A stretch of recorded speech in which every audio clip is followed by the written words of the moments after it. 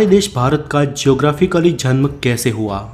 आज से करीब 20 करोड़ साल पहले हमारी धरती पर आज के दिखने वाले डिवाइडेड कॉन्टिनेंट्स नहीं थे।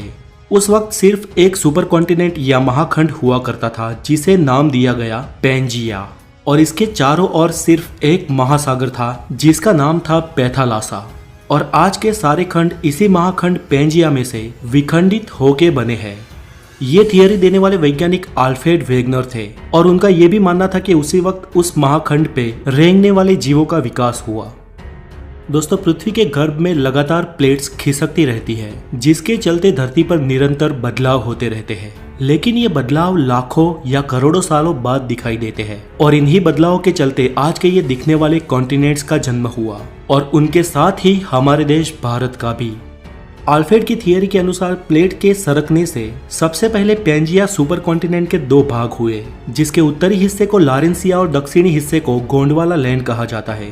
और इन दोनों के डिवाइड होने के बाद जो बीच में महासागर का पानी भरा और एक खाड़ी का निर्माण हुआ, उसे वैज्ञानिकों ने टेथिस सागर नाम दिया। पैंजिया में से अलग हुए उत्तरी महाद्वीप लारेंसिया में से आज के एशिया, यूरोप और उत्तर अमेरिका जैसे कॉन्टिनेंट्स बने, जबकि गोंडवाना लैंड में से दक्षिण अमेरिका, अफ्रीका, ऑस्ट्रेलिया और एंटार्क्टिका जैसे कॉन्टिनेंट्स बने।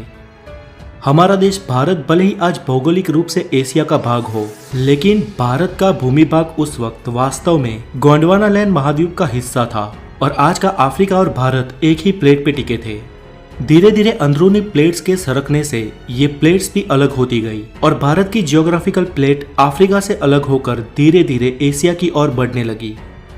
वो आज के लद्दाख हिस्से की ओर लगातार बढ़ती रही और एक समय इस प्लेट का एशिया के लद्दाख वाले हिस्से पे टकराव हुआ। दोस्तों, भूगर्भ में जब दो प्लेट्स का टकराव होता है तो भारी प्लेट नीचे की ओर सरक जाती है और हल्की प्लेट ऊपर उठ जाती है। उस वक्त भी ऐसा ही हुआ और आज के हिमालय का निर्माण हुआ। ऐसा कोई कम समय में नहीं हुआ, ऐसा होने में करोड़ों साल लग गए और आज की इस भौगोलिक भूमि का निर्माण हुआ।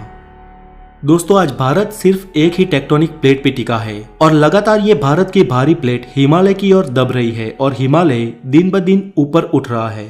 इसके साथ ही हिमालय के सारे पर्वतों की और माउंट एवरेस्ट की हाइट भी साल दर साल बढ़ रही है।